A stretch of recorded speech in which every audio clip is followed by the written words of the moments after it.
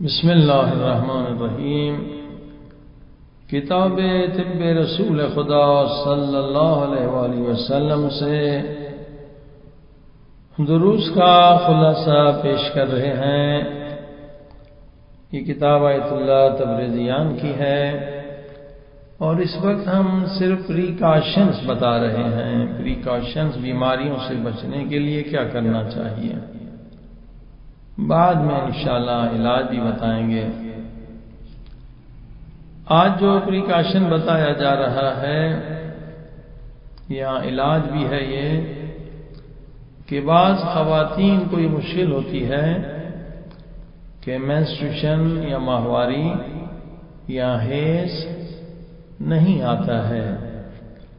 اگر ماہواری نہ آئے تو ظاہر ہے وہ خاتون کبھی بچے کو پیدا نہیں کر سکتی ہے، اولاد سے محروم رہ جاتی ہے۔ لہذا طب اہل بیت یا طب انبیاء، کیونکہ طب وحی پروردگار ہے، اس کا بہت سمپل علاج ہے، جبکہ دیگر میڈیسن میں اس طرح کا آسان علاج نہیں ملے گا، یا بعض کے ہاں تو علاج ہی نہیں ہے بعض میڈیسن میں۔ لہذا روایت ہے کہ امام موسیٰ کاظم علیہ السلام کی خدمت میں ایک صحابی پہنچے اور کہا میری بیٹی کو یہ پرابلم ہے کہ ماہواری نہیں آتی ہے، کیا کریں؟ امام پاک نے جو پاک آسان نسخہ بتلایا، فرمایا ان سے کہیں کہ وہ بالوں میں مہندی لگائیں، اور جیسے انہوں نے بالوں میں مہندی لگائی تو ان کی ماہواری مینسٹریشن شروع ہو گیا۔ اب دیکھیے یہ علم الہی ہے کہ مہندی کا تعلق اس سے کیسے ہے، یہ تجربے کا علم نہیں ہے بلکہ یہ علم وحی پروردگار ہے۔ اسی طرح سے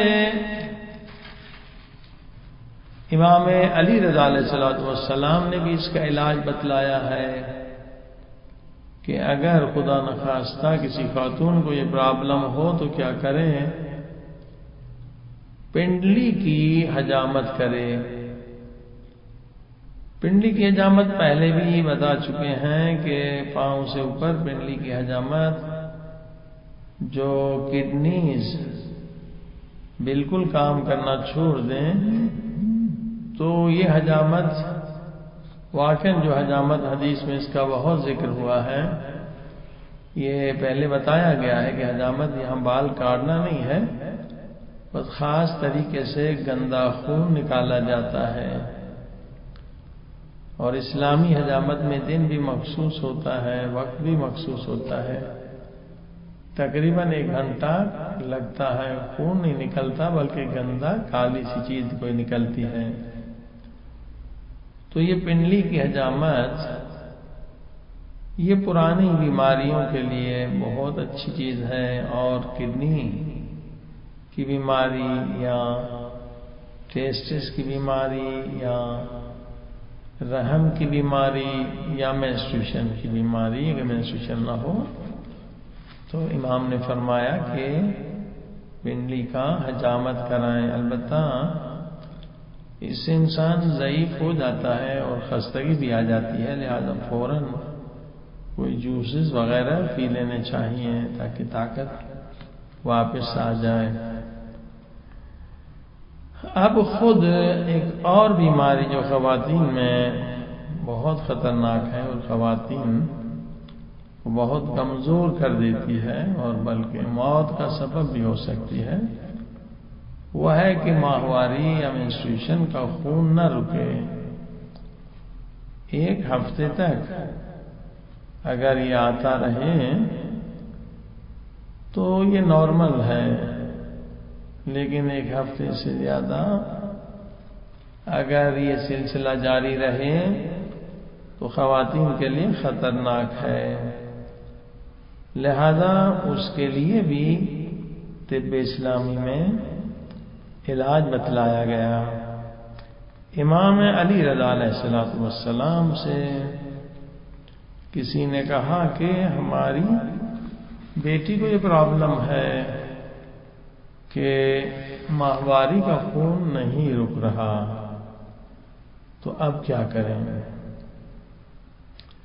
تو امام نے نسخہ بتلایا کہ سماک یہ ایران میں عام پایا جاتا ہے، تقریباً جیسے ہمارے ہاں جو دانے چھوٹے انار کے ہوتے ہیں اس کا ٹیسٹ ہوتا ہے، مگر یہ انار نہیں ہوتا۔ سماک الگ ایک چیز ہے، لال سی، سن کباب کے کھا کے ڈال کے لوگ کھاتے ہیں، کھٹی سی ہوتی ہے، اور یہ سماک کئی بیماریوں کے لیے بہت بہتر ہے۔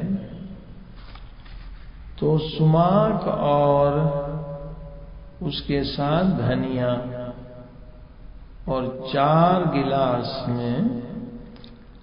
گلاس پانی میں ایک مٹھی بھر لیں سماک کی، اور 1 مٹھی جو ہے وہ دھنیا کی، اور اس کو اتنا ابالیں کہ وہ 2 گلاس ہو جائے۔ لیوان اردو کا لفظ نہیں ہے، فارسی میں کہتے ہیں 4 گلاس پانی کے، اور اس کو 1 مٹھی سماک اور 1 مٹھی دھنیا، تو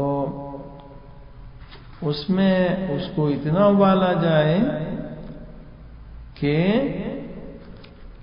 2 گلاس ہو جائے، اور اگر سبز ہو دھنیا تو وہ بھی چلے گا، خشک ہو تو وہ بھی۔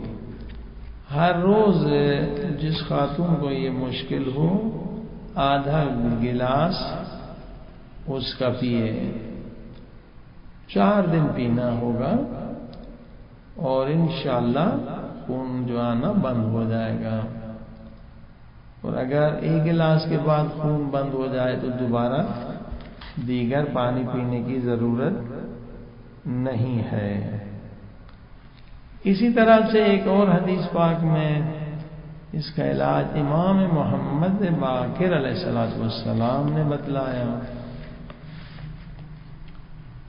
کہ کسی نے شکایت کی کہ ہماری بیٹی کو یہ پرابلم ہے کہ ماہواری کا خون نہیں رک رہا۔